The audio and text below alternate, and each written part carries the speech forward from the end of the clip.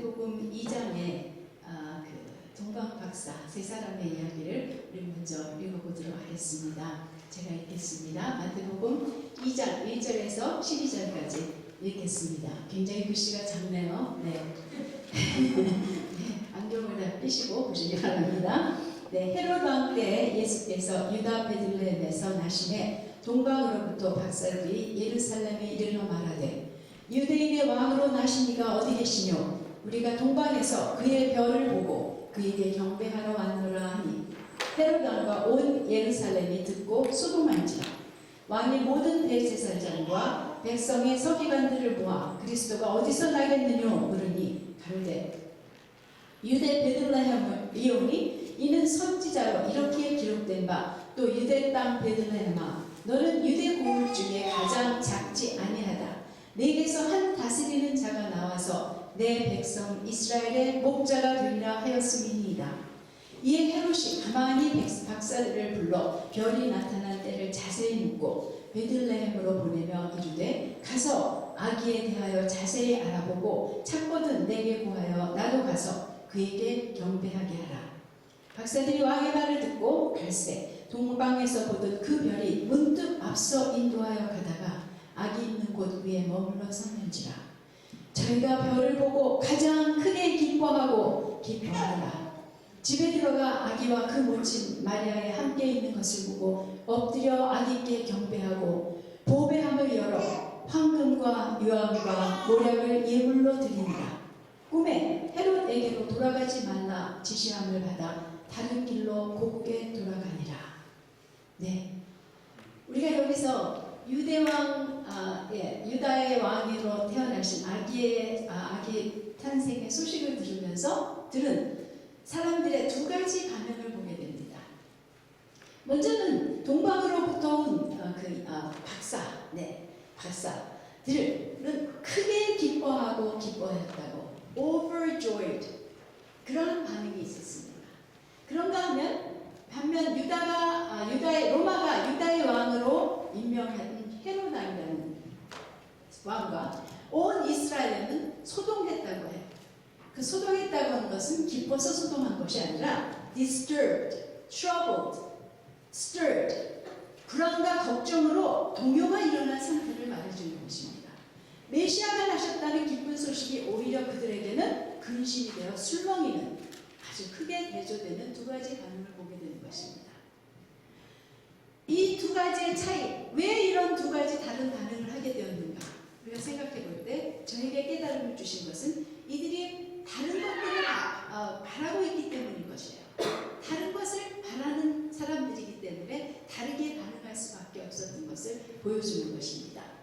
동방 박사, 동방이라는 것은 그 페르시아라고 말하고 있는데요. 지금의 이락 지역이죠. 거기에서 점성술사였습니다.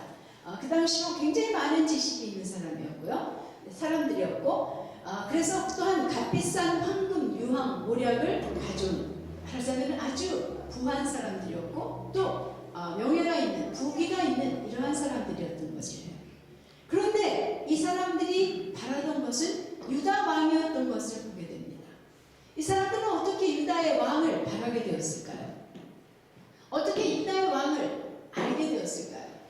어떤 사람들은 이 사람들이 바벨론으로 포로되었던 아주 먼 얘기죠. 몇백 년 전의 이야기인데 그 다니엘로부터 메시아가 나신다라는 이야기.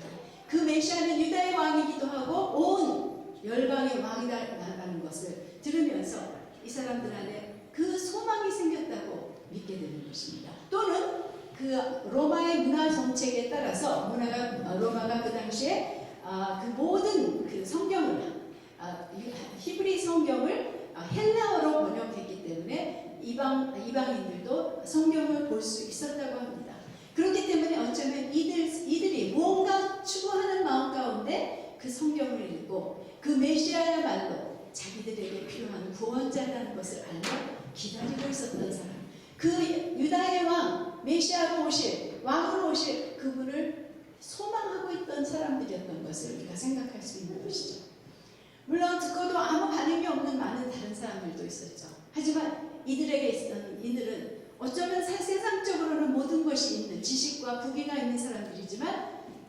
마음에 심령의 가난한 가운데 자기들에게 그 구원자가 필요한 것을 알며 그 알지 못하는 하나님을 더듬어 참고 있을 때 하나님께서는 그 아기를 보내시는 그때 이들에게 이러한 하나님을 찾는 자들에게 그 아기 예수의 탄생을 그 별로 알려주셨다는 것을 우리가 보게 돼요.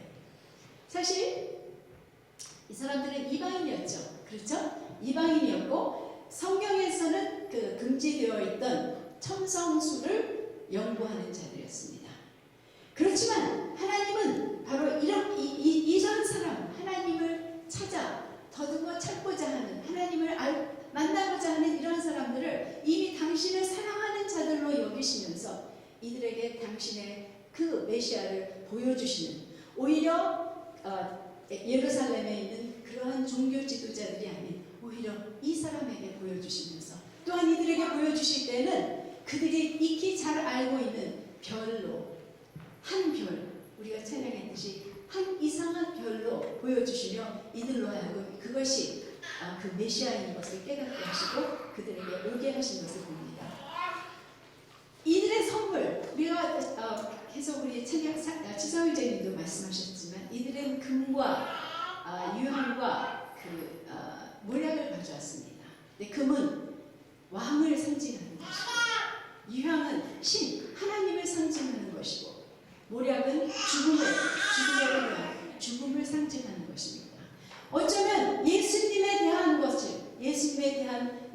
상징할 수 있는 이러한 것들을 이 사람들이 깨달았기보다는 이미 이 사람들에게 소통하고 계신 하나님이 알려주신 선물이 아니었을까 생각하게 되는 것이죠. 이미 이들과 교제하시는 하나님이셨을 수도 있다는 것입니다. 그것으로 우리가 헤롯에게 가지 말고 곧장 집으로 가라고 또 말씀해 주셨던 것을 보죠. 그리고 그들은 그렇게 했던 사람들인 것이죠. 이 사람들은 아기 예수께 경배한 뒤에 자기 나라로 돌아갔습니다. 하지만 하나님은 이들을 그저 한 번 경배하는 것에 끝나는 자로 두지 않으셨을 것이죠.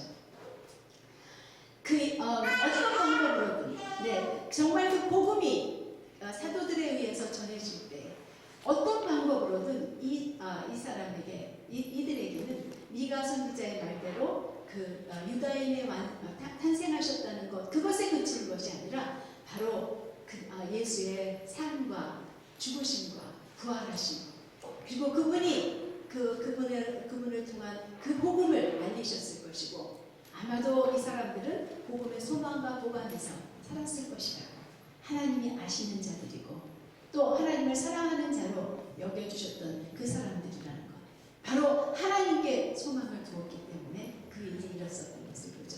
반면 헤롯 왕가 온 예루살렘, 헤롯이 무엇을 바라고 있다가 소동을 했을까라고 생각할 때 헤롯은 유다의 왕으로 임명받아서 있는 사람이었죠.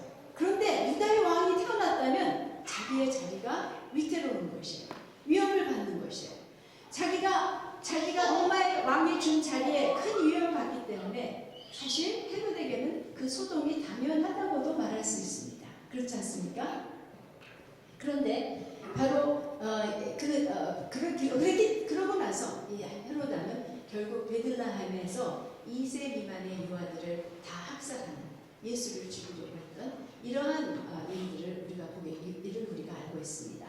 그런데 그와 함께 소동하는 예루살렘 거민들도 얘기하고 있습니다. 그들도 헤롯과 함께 소동했다는 것이에요. 그 예루살렘의 거민이라는 것은 예루살렘 안에서 종교적이고 사회적인 지도자들을 의미합니다. 로마 병정들이나 또 거민들의 어쩌면 귀족들의 노예들도 있었을 것이지만 주경하고 또 지도자들인데 우리가 부르주아라고 할 때 그 원래 그 뜻이 성 안에 사는 사람들이래요. 그러니까 어디서나 고대에는 성 안에 사는 사람들은 그 부유하고 권력이 있는, 권세가 있는 이러한 사람들이었습니다. 그런데 이들이 바라는 것이 무엇이었길래 예수의 탄생을 듣고 오히려 소동을 했는가? 오히려 근심하며 소용하게 되었는가? 이들이 바라는 것은 종속국으로 살지만 여전히 이들이 누리는 현재의 부유하고 편안한 삶을 빼앗기고 싶지 않았던 것이에요. 원치 않는 변화가 일어날 수도 있다는 그 가능성으로 인해서 염려와 근심 가운데 소동하고 있는 이들의 모습을 보게 됩니다.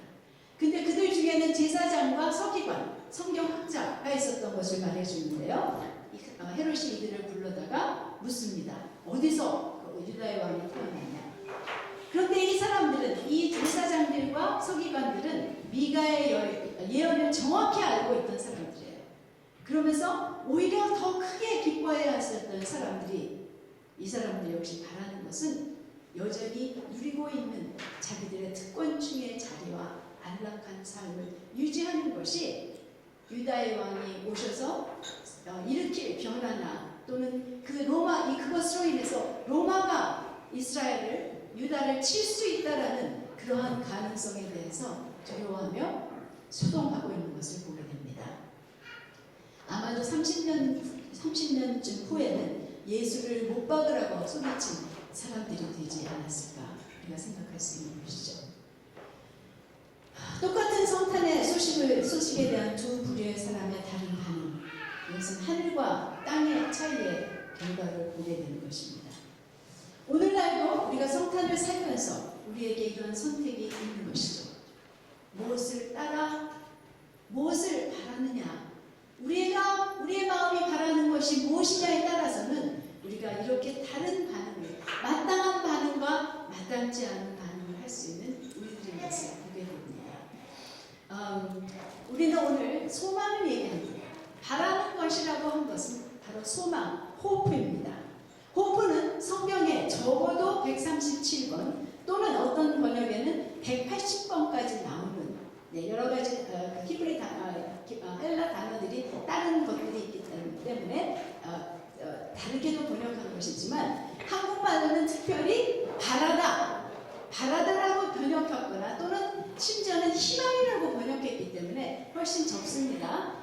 한 100번 이하고 심지어는 50번밖에 안 나오는 그러한 성경 번역도 있지만 어쨌든 성경에서 아주 중요하게 다루고 있는 것이 소망입니다.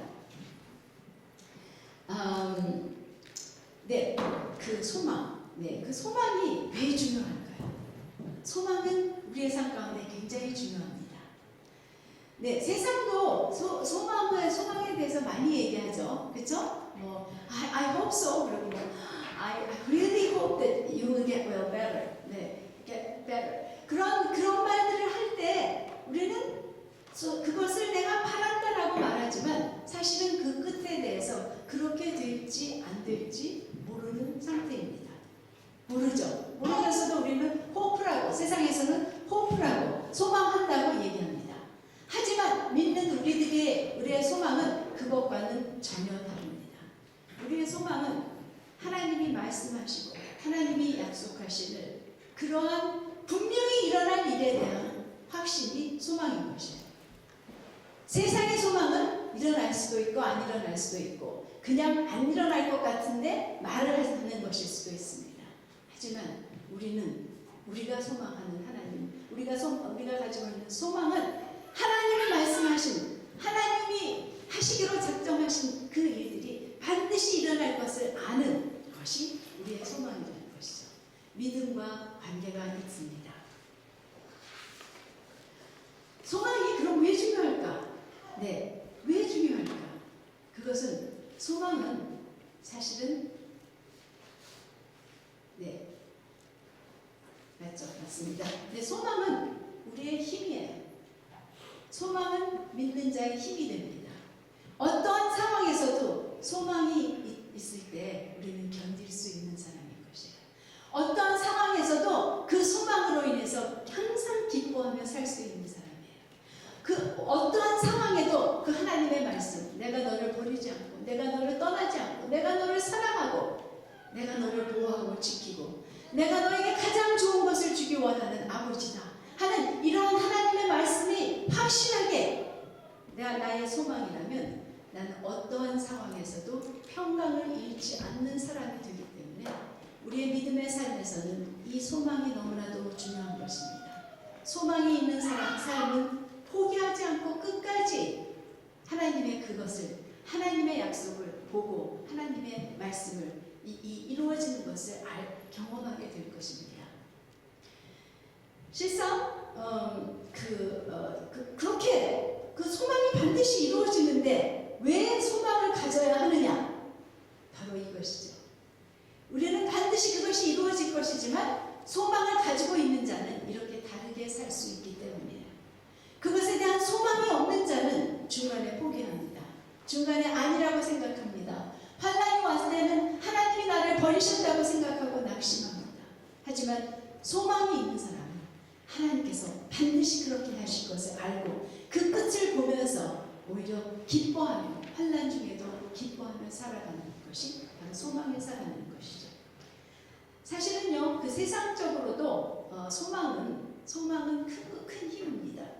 그 나치 수용소에서 살아남은 사람들 중에 많은 사람들이 무언가 끝까지 소망을, 어떤 소망이든 끝까지 버리지 않고 잡고 있는 사람들인데요. 예를 들어서 내가 사랑하는 내 아이들을 꼭 만나리라, 꼭 만나게 될 것이다. 그 소망은 확실하지 않죠, 우리와 같이. 그렇지만 그것을 잡고 있을 때 그 사람은 죽지 않고 견딜 수 있었다는 것이에요. 내가 여기만 나가게 된다면 내가 즐기고 내가 너무나도 좋아했던 그 일들을 반드시 할 것이다, 나는 하겠다 하는 그 소망을 가졌을 때 그들은 살았던 것이죠. 하지만 우리의 소망은 이루어지지 않을 수도 있는 것이 아니라 반드시 이루어질 것을 믿고 있는, 그래서 우리는 우리의 믿음의 삶을 힘있게 살 수 있는 것이 소망이고, 그렇기 때문에 우리는 항상 기뻐할 수 있고 또한 평강을 잃지 않을 수 있게 하는 것이 소망이라는 것이죠. 말하자면 성도는 소망의 사람들이어야 하는 것입니다. 네, 우리는 이미 우리에게 소망이 있다는 걸 알고 믿고 있는 사람들이에요. 그런데 많은 사람들은 그 소망할 때 무엇을 생각하냐면 천국에 대한 소망이 우리의 소망이라고 생각합니다. 물론 천국은 정말 반드시 우리가 영원히 살게 될 것이고, 정말 성경이 많이 말하고 있고 또 예수님도 친히 많이 말씀하신 것이죠. 그 천국은 우리가 바라는 그 소망하는 목적지일 수 있지만 성경은 직접적으로 천국에 소망을 두라는 말은 한 번도 찾을 수가 없습니다. 성경은 오히려 소망을 하나님께 두라고 얘기하고 있죠. 여호와를 바라라. 네, 여호와 하나님께 소망을 두라는 것이에요. 하나님만 바라라. 하나님에게 소망을 두라는 것이에요. 하나님만이 우리가 소망해야 둘 존재라는 것을 말해주고 있는 것이죠. 굉장히 많은 그 성경 말씀이 있지만 그 중에 대표적인 것, 우리가 시편 42편 5절을 한번 보도록 하겠습니다. 이 시편 42편 5절은 42편 11절과 43절 5절에도 계속해서 반복해서 거의 같은 말로 고백되고 있는 그러한 말씀인데요. 네, 나의 영혼아 어찌하여 내가 낭망하며 어찌하여 내 속에서 불안하여 하는고, 너는 하나님을 바라라. Put your hope on God. Put your hope in God. 네, 하나님에게 소망을 두라 라는 말씀이죠. 그 얼굴의 도우심을 인하여 내가 오히려 찬송하리로다. 저는 좀 우울해지고 낙심될 때 자주 이 말씀을 제 영혼에게 말합니다. 내 영혼아 어찌하여 내가 낭망하며 어찌하여 내 속에서 불안하여 하느냐. 너는 하나님에게 소망을 두어라. 네 얼굴에 도우심을 인하여 오히려 나는 그를 찬송하겠다. 네, 그 말은 뭐냐면요, 내가 하나님을 알면서도, 내가 하나님에게 소망을 두었다고도 하면서도 내가 낭망하고 내 속에서 불안하여 하는 것. 여기서 불안이라는 말은 그 헤롯과 온 예루살렘이 그 했다는 똑같은 말이에요. 그런 그 불안, 소동하는 내 속에서 뭔가 염려와 걱정으로 소동치는 그 일이 있는 이유는 왜냐하면 내가 하나님에게 소망을 두지 않고 있기 때문인 것을 말해주고 있는 것이 이 시편이기도 한 것입니다. 그래서 내 영혼에게 너는 하나님을 바라라. 너는 지금 하나님을 바라고 있지 않기 때문에, 하나님에게 소망을 두지 않기 낙심하고 불안하여 하는 것이야. 그러니 너는 하나님에게만 소망을 두어라. 그래서 나는 이제 그 얼굴에 도우심을 인하여 하나님 오히려 찬송하겠다라는 그 고백을 우리가 할 수 있는 것이죠. 그러면 우리가 그렇다면 하나님에게 소망을 준다고 생각하는데 왜 이러한 일이 있을까? 그것은 하나님에게 소망을 둔다고 하지만 우리는 무엇을 진정으로 소망하냐면 하나님께서 내가 원하는 것을 해주실 것에 대해서 해주실 것을 소망하고 있기 때문인 것이에요. 그렇죠? 그렇지 않습니까? 우리는 하나님께, 물론 우리는 하나님께 내가 원하는 것을 또는 내가 생각할 때는 이렇게 되어야 한다는 것을 하나님께 고할 수 있습니다. 하나님께 호소할 수 있습니다. 이렇게 해달라고 구할 수도 있습니다. 하지만 내가 소망하는 것이 반드시 그렇게 되는 것이 나의 소망이라면 어떻게 되나요? 그것이 되지 않을 때 나는 낙심하고 불안하여질 수밖에 없다는 것이에요. 내가 하나님을 바라는 것은 하나님의 어떠하심이 이 어떠한 상황 가운데서도 나에게 가장 좋은 것을, 나에게 가장 유익한 것을, 나를 사랑하시는 하나님께서 이루시는 그 일이 있기 때문에 나는 하나님을 바라며 그것으로 인해서 나는 기뻐할 수도 있고 평안을 가질 수도 있는 것이에요. 네, 제가 사실은 우리가 저희 두 사람이 12월 24일에 한국에 갈 예정을 하고 있었습니다. 저희 어머님이 3년 전에 중풍이 오셨고 중풍을 치르시고 오른손을 쓰지 못하신 채 지금 3년째 사시는데 점점 약해지시고 동생들이 그래요. 엄마가 점점 이제 말도 안 하시려고 그러고 굉장히 약해지시는 것 같고 거의 거동을 안 하시고 자꾸만 주무시고 그러신다고 잡수시는 것도 아주 적게 잡수시고 그래서 제가 정말 빨리 엄마에게 가서 좀 시간을 쓰고 싶은 마음이 있었어요. 그래서 저희가 열심히 비행기 티켓도 마련하고 또 비자도 하고 갔고 굉장히 복잡하게 대사관에 가서 영사관에 가서 그리고 또 자가면역 신청도 끝내서 이제 나올 판이었어요. 그런데 지금 팬데믹이 다시 이렇게 코비드의 베리언트가 나오면서 격리를 해야 되고 또 갈 수 없는 상황이 되면서 저희가 취소해야 됐습니다. 제 마음에 참 실망하는 마음이 있었어요. 내가 정말 한국 가는 거, 한국 가기로 하는 그 계획이 이렇게 됐구나 하면서 마음이 실망이 됐어요. 그래서 내가 깨달았어요. 내가 거기 여행 가고 엄마 보고 하는 것이 내 소망이었구나. 그래서 내가 이렇게 낙심을 하고 있구나. 이렇게 우울하게 느껴지는구나. 를 깨달았어요. 내가 하나님을 소망했다면, 하나님에게 소망을 둔다면 나는 그런 상황에서도 물론 안타깝죠. 물론 아쉽죠. 하지만 아는 거예요. 하나님이 가장 좋은 방법으로 하나님이 반드시 나에게 필요한 것을 엄마와의 시간을 주시려면 주실 것이고 아니라면 그래도 내가 엄마와 귀한 그 교제를 가질 수 있게 해주실 것이다. 그것에 대해서 하나님에게 소망을 그런 하나님, 그렇게 해주실 하나님에 대해서 소망을 갖게 될 때 그것은 나의 낙심은 해결되는 것을 보게 되는 것이죠. 네, 정말 그렇다면 우리가 하나님을 소망하는 것이 무엇일까? 제가 이미 말씀드린 것들이에요. 먼저는 내가 모든 상황에서 하나님의 어떠하심, 그분의 선하심, 그분의 전능하심, 사랑이심, 또 약속하신 것을, 말씀하신 것을 반드시 이루시는 하나님이신 것, 신실하신 하나님이신 것, 인내하신 하나님, 용서하신 하나님, 우리에게 알려주신 그 하나님의 어떠하심을 어떠한 상황에서도 그러한 어떠하신 하나님인 것에 대해서 신뢰하는 것이에요. 내가 어떤 상황이든 하나님은 나와 함께 계시다. 어떠한 상황이든 이것은 재앙이 아니라 하나님이 나에게 지금 허락하신 일이다. 어떠한 시험도 나에게 내가 할 수 없는 내가 감당할 수 없는 것을 주시지 않으신다 하면서 하나님, 그 하나님을 바라는 것, 그 하나님의 그 일을 하나님께서 이것을 통해서 무엇을 하실까라는 것을 우리가 바라는 것이 먼저는 하나님에게 두는 소망이라고 하죠. 말하자면 우리는 하나님을 알면 알수록 더 큰 소망을 가지게 됩니다. 히브리서 11장에 세상이 감당치 못하는 믿음의 사람들, 바로 소망의 사람들이었어요. 끝까지 하나님에게 소망을 두고 결국은 하나님의 어떠하심을 볼 뿐 아니라 그것을 경험하는 그러한 사람들이었죠. 근데 거기서만이 아니라 또한 우리는 구원받은 우리가 소망을 두어야 하는 것은 우리의 온전한 회복이에요.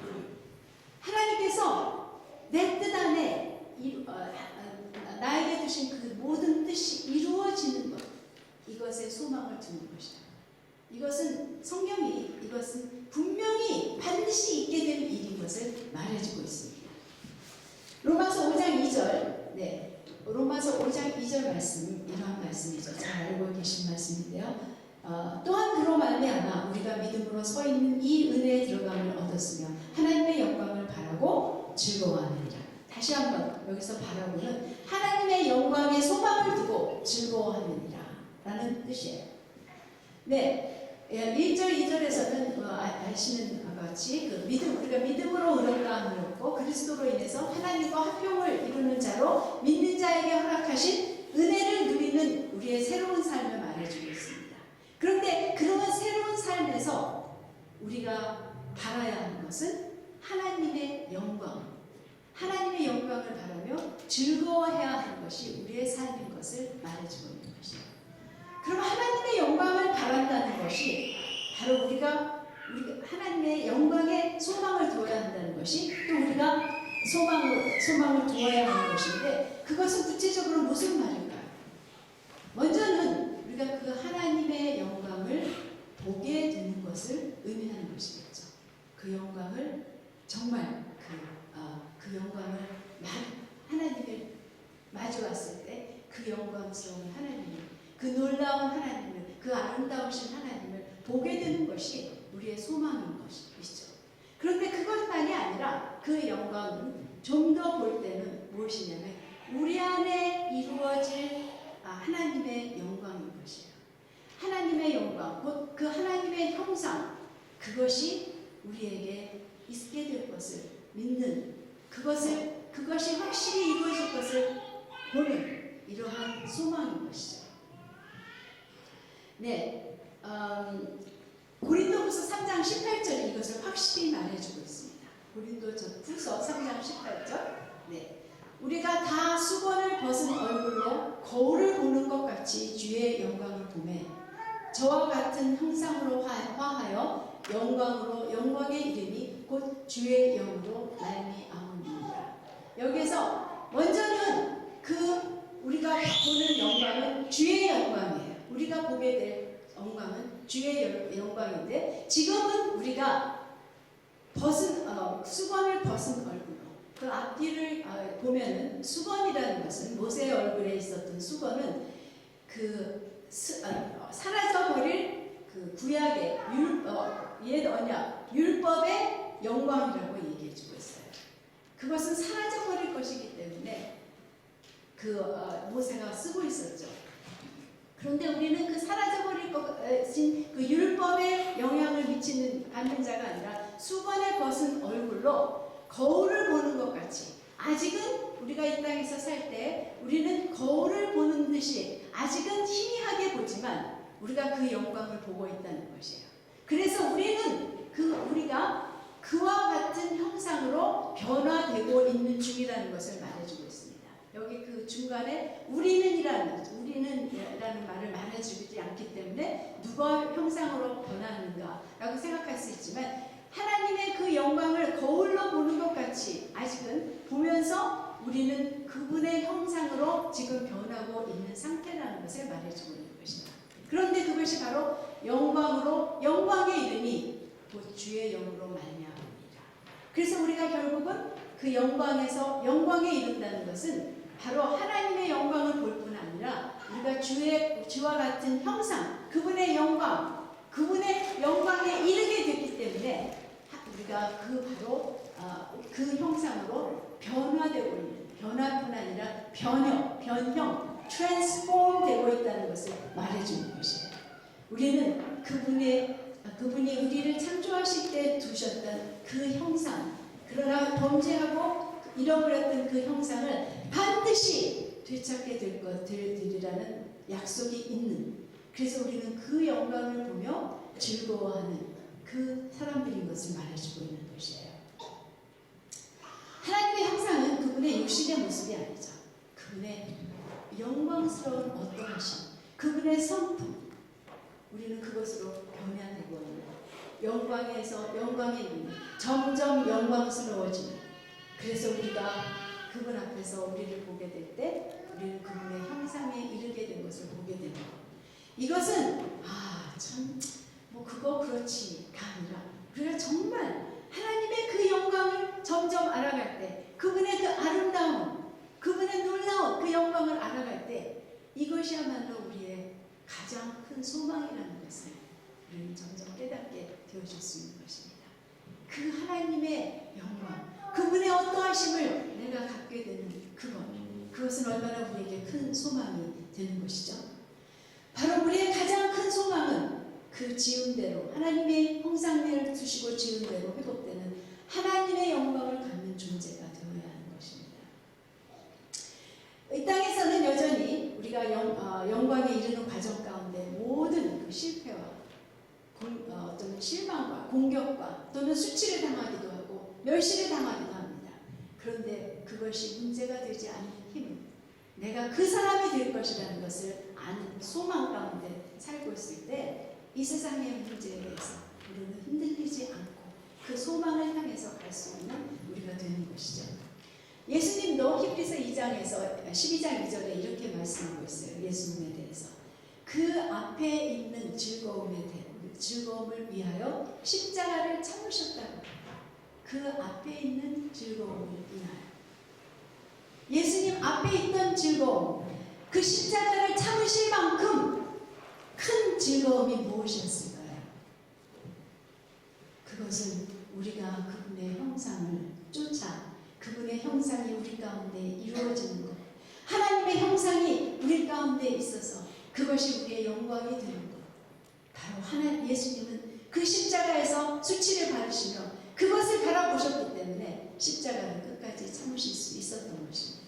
그와 같이 우리도 우리에 대한 그 영광을 바라볼 때 이 땅에서의 어떠한 슬픔이나 어떠한 고난도 견딜 수 있는, 넉넉히 견딜 수 있는, 또 그 가운데서도 기뻐하고 평강을 잃지 않는 사람들이 될 수 있는 것이 소망인 것이죠.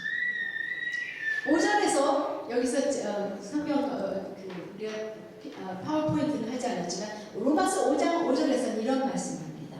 이런 소망은 절대로 우리를 부끄럽게 하지 않는다고 해요. 그렇죠. 내가 하나님의 성품에, 하나님의 어떠하심에 가지고 있는 그 소망, 그래서 내가 흔들리지 않을 수 있는, 그리고 또한 내가 어떠한 사람이 될 것이라는, 하나님의 영광을 가진 그 사람이 될 것이라는 소망은 절대로 실패하지 않습니다. 우리에게 실망을 주지 않고 반드시 이루어질 것이라는 그러한 말인 것이에요. 다시 한번 이것을 또 다시 분명히 말해주는 놀라운 말씀이 있는 것을 보게 됩니다. 네, 로마서 8장 29절에서 30절인데요. 로마서 8장 29절에서 30절. 하나님이 미리 아신 자들을 또한 그 아들의 형상을 본받게 하기 위하여 미리 정하셨으니 이는 그로 많은 형제들 중에서, 예수로 많은 형제들 중에서 맏아들이 되게 하려 하십니다. 또 미리 정하신 그들을 또한 부르시고 부르신 자를 또한 의롭다 하시고 의롭다 하신 그들을 또한 영화롭게 하셨느니라. 네, 영화롭게 하셨다고 얘기해요. 네, 그 말씀은 좀 나중에도 우리가 하나님이 미리 아신 자들이라는 것이 무엇일까? 네, 28절을 보면은 하나님을 사랑하는 자, 곧 그 뜻대로 부르심을 받은 자에게는 모든 것이 합력하여 선을 이루리라 라는 말씀이 나오죠. 바로 하나님이 미리 아신 자들은 누구냐면 하나님을 사랑하는 자, 곧 그 뜻대로 부르심을 받은 자, 하나님을 사랑하는 자. 좀 갈등이 되죠. 내가 하나님을 사랑하나? 어떤 때 사랑하기도 하고 어떤 때는 안 하기도 하고, 내가 얼만큼 사랑해야 하나님을 사랑하는 자라고 부르셔서 모든 것이 합력하여 선을 이루나? 우리 이런 갈등이 생길 수 있습니다. 그런데 이 전체를 읽어보면 보시면은 하나님을 사랑하는 자는 하나님의 사랑 같은 큰 사랑으로 당신을 사랑하는 자가 아니에요. 그냥 하나님을 찾으려고 하는 자, 하나님이 필요하다는 것을 깨닫고 다시 한번 더듬어 찾는 자를 하나님은 사랑하는, 이미 아시고, 하나님은 모든 것을 아시죠. 하나님은 어떤 사람이 하나님을 찾아 하나님의 구원을 얻고자 하는 사람이라는 것을 아시는 분이세요. 그래서 미리 아신 자들은 하나님을 사랑하고 그 뜻대로 부르심을 받은 자예요. 그래서 정말 그들을 구원의 자리로 불러주신 것이에요. 내가 구원받은 건요, 내가 하도 똑똑해서 어디 가서 말씀을 듣고 깨달아서가 아니에요. 내가 하나님이 필요해서 하나님인 것이라도 모르면 깨닫기 전에 나에게 뭔가 나는 구원받고 나를 정말 이 상황, 나의 이러한 삶의 상태에서 건져줄 자가 필요하다 라고 어둠 가운데서 보이지 않는 맹인같이 더듬어 찾을 때 하나님께서는 멀리 계시지 않고 내 손을 잡아 하나님 앞으로 불러주신 것이에요. 제 말이 아니라 사도행전 17장의 말씀입니다. 네. 바로 하나님은 그 사람을 자기를 사랑하는 사람이라고 이미 말씀해 주시는 것이에요. 근데 놀라운 것은요, 이렇게 부르신 자들에게 미리 정하신 것인데요, 이렇게 하나님을 더듬어 찾아 사랑하는, 하나님에게 사랑하는 자라고, 하나님이 사랑하는 자라고 여겨주시는 그 사람들에게는 이미 정하신 것인데요. 무엇인가요? 아들의 형상을 본받게 하시는 것이에요. 아들의 형상, 이렇게 내가 하나님을 사랑하게, 하나님을 찾기만 해도 하나님은 그 사람을 당신을 사랑하는 자로 여기시고 그 사람을 불러다가 이미 정하셨어요. 뭐요? 이 사람은, 영이는 하나님의 형상을 반드시, 아들의 형상을, 예수의 형상을 본받게 하겠다라고 정하셨어요. 하나님이 정하시면 되나요? 안 되나요? 반드시 됩니다. 반드시 됩니다. 예정하신 것이에요. 하나님의 예정은요, 어떤 사람은 구원하고 어떤 사람은 구원하지 않는다가 아니에요. 성경에는 절대로 그런 말씀이 없어요. 하나님이 미리 예정하신 건 바로 이거예요. 하나님을 사랑하는 자를 부르셔서 하나님의 아들의 형상을 이루게 하시겠다는 것이 하나님의 바로 미리 정하신 것이에요. 그래서 이렇게 정하신 자들을 부르시고 부르신 자들을 의롭다 하셨어요. 우리 알죠? 우리가 하나님께서 부르시고 구원을 주셨기 때문에 우리는 의롭다 하심을 받았어요. 그런데 놀라운 복음이 여기 있습니다. 그들을 또한 영화롭게 하셨다고. 하신 것이다가 아니라 glorified, done. 우리의 영화는 이미 된 거예요.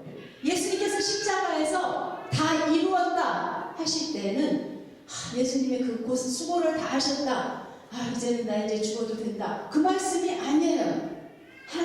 예수님께서 구원하시기만이 아니라 우리를 의롭게 하셨고 그 십자가의 피가 우리를 이미 영화롭게 하신 것이에요. 하나님의 눈에는 우리는 이미 아들의 형상을 가진 영광스러운 영화로운 자예요. 우리가 흔히 중생을 한 사람이 성화의 과정을 거쳐서 영화가 이루어진다라고 얘기하죠. 그런데 사실 그것은 십자가에서 한 번에 이루어진 것이에요. 예수의 보혈로, 예수의 수고로 우리는 이미 영화롭게 된 자예요. 하나님은 여전히 실패하고 여전히 육신에 끌려서 살고 여전히 죄를 짓는 나를 보시면서 하나님은 지금의 나를 보시는 것이 아니라 이미 당신이 영화롭게 한 그 사람을 보고 계신 것이에요. 우리의 소망은 바로 내가 그 사람으로 그 하나님이 만드신 영화를 나의 것으로 가는 것이에요. 성경은 그것을 어떻게 말하는가? 육신, 내 안에 여전히 죄성이 있는 육신을 쫓아 사는 것이 아니라 성령을 쫓아 살 때 사는 것을 통해서 나는 이미 하나님이 이루신 영화를 반드시 보게 되는 것이에요. 물론 우리가 실패하고 완전히 그 죄가 없는 삶을 살 수 없습니다. 그렇기 때문에 내가 그 죄와의 싸움, 이 땅 가운데 이제 우리에게 남겨져 있는 죄와의 싸움, 그리스도의 영인 성령을 따라 사느냐, 아니면 여전히 내 육신에 남아있는 죄성을 따라 사느냐에 따라서 우리는 우리가 얼마나 죄 없는 삶을 사는가가 달려있는데, 우리가 끝까지 사실은 완전히 죄 없는 삶을 살지는 못할 것입니다. 사도 바울도 내가 거기에 다 이르렀다이 아니라 여전히 그것을 향해서 가고 있다는 것 같이 우리는 계속해서 그 죄와의 싸움 가운데 살 것이지만, 예수님을 만나는 순간 우리는 완전히 내가 그 성화가 내 것이 되어서 그 영광이 온전히 하나님의 영광이 나의 영광이 되는 그것을 우리는 보게 되는 것입니다. 많은 질문들이 생기는 말씀이죠. 네, 어떻게, 네. 그럼 그렇게 하지 않은 사람은 구원도 뺏기고 영화도 안 되나? 아니죠. 하나님이 한 번 영화롭게 하셨으면 반드시 끝까지 그 순간에 그 사람이 하나도 죄를 해결하지 않고 왔다 하더라도 하나님은 영화롭게 하십니다. 그러면 이제부터 상관하지 않고 그냥 살아야겠네요. 그냥 죄를 맘대로 짓고 살아야겠네요. 그것은 아니죠. 우리가 이런 성경에 8장 13절에 이런 말씀이 나오는데요. 8장 13절. 네. 우리가 육신대로 살면 반드시 죽을 것이로되 곧 성령으로 몸의 행실을 죽이면 살리니. 14절. 물은 하나님의 영, 성령으로 인도하심을 받은 그들은 곧 하나님의 아들이라. 우리의 선택은 육신대로 살 것이냐, 아니면 하나님의 영의 인도함을 받는 사람이 되느냐 하는 것이에요. 네, 영으로서, 성령으로서 행실을 죽이는 삶인 것이에요. 그런데 우리가 이것에 많이 실패하고 여전히 죄 있는 상태로 들어갈 때, 우리는 어떻게? 그러나 어떤 사람은 그 죄를 해결한 사람으로 들어갈 때 그 사람들의 차이는 무엇일까? 저는 그렇다고 생각해요. 믿는 자도 받을 심판이, 우리가 죽으면 모든 사람은 죽고 죽은 다음에는 심판이라고 하셨죠. 믿는 사람들도 받게 되는 심판이 있죠. 그것은 우리의 행위에 대한 것이에요. 그렇죠? 그 행위에 대한 심판에서 드러나죠. 내가 어떠한 삶을 살았다는 것을. 내가 얼마나 영적으로 살아있는 사람이 돼서 이 세상에 영향을 미치고 하나님을 기쁘게 해드리고 하나님의 형상을 드러내며 하나님께 영광을 드리는 삶을 살았는가. 그것이 죄 없는 삶이죠.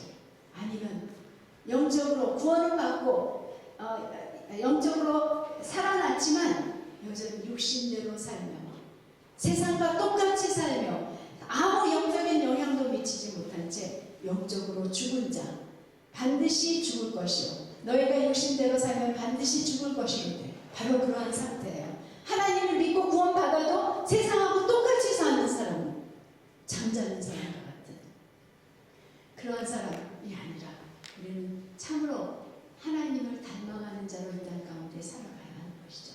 하지만 우리의 소망은 어디에 있는가 하면 우리는 끝까지 이 스트러글, 죄와 싸우는 스트러글 가운데 살아가는 것이지만 우리의 소망은 어디입니까?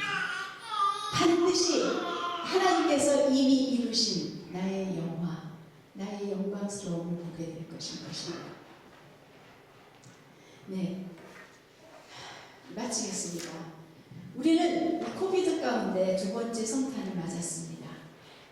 우리는 이때 정말 우리의 소망이 어디 있는지를 살펴야 하죠. 계속되는 상황으로 인해서 우리 안에 낙심하며 불안함이 있습니까? 우리의 삶에는 반드시 환난이 있습니다. 아까 보았던 로마서 8장에도 이런 말씀이죠.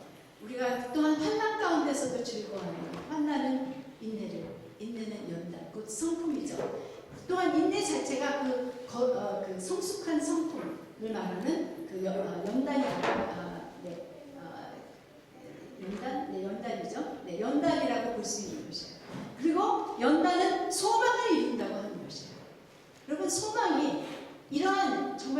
소망 우리에게 있어야 해요. 하나님의 성품에 대한 소망. 나의 어떠함, 내가 원하는 것이 아니라 세상의 것을 원하는 그런 소망이 아니라 세상에서 어떤 사람이 되기를 원하는 소망이 아니라 내가 그날에 어떤 사람이 될 것에 대한 그 소망이 있기 위해서는 사실은 우리에게 환난이 있어야 돼요. 그래서 인내하는 것을 배워야 되고요. 인내를 통해서 우리의 성품이 변하고 그럴 때야 그 소망이 있을 수 있다는 것이에요. 그렇기 때문에 이 땅 가운데는 계속해서 환난이 있을 것입니다. 그렇다면 우리 이 코비드, 이 팬데믹 가운데 우리는 소망의 사람이 되어야 하는 것이에요. 이 문제로 인해서 우리가 답답하고 정말 어떤 때는 위험하고 하는 이러한 이 상황을 통해서 우리는 정말 바라야 할 것을 바라는 소망의 사람들이 되어져야 할 것이라고 저는 믿습니다. 소망은요, 내가 즐기는 것에 두어요. 그쵸? 네. 우리가 세상에서 또 내가 소망이다 하고 난 내가 이걸 바란다 할 때는 내가 즐겨서 해야 돼. 그렇다면 우리가 하나님을 소망하기 위해서는 하나님을 알고 그분이 즐거워져야 하는 것이에요. 이 팬데믹 기간 동안에 우리는 하나님을 알며 그분이 나의 즐거움이 되어야 해요. 그래야 우리는 하나님에게 진정 소망을 두게 되는 것입니다. 여러분, 마라나타라는 말 아시죠?